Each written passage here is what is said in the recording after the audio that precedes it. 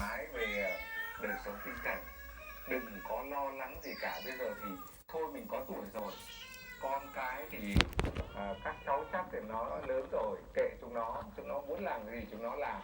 Còn mình sống cho mình đi, sống cho mình đi, mình tránh những căng thẳng về mặt thần kinh.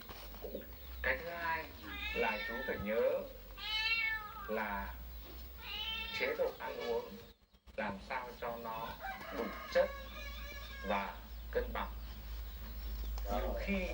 Nhiều khi là chúng ta ở cái lứa tuổi hơn 70, 80 chúng ta lười ăn lắm. Cho nên nhiều khi con cháu cứ kêu bảo là chả chịu ăn gì cả. Đấy, cái đó cũng là một yếu tố rất quan trọng. Cái thứ ba là chú cố gắng tập luyện. Vâng, đặc biệt là theo ý kiến của chương trình là chú nên tìm đến những bộ môn của y học cổ truyền.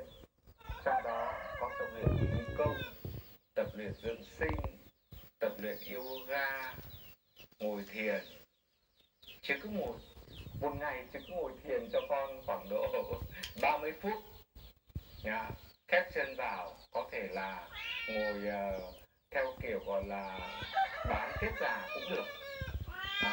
30 phút thì nó sẽ làm cho tinh thần của mình nó được thoải mái và đồng thời nó phục hồi sức khỏe của mình rất tốt.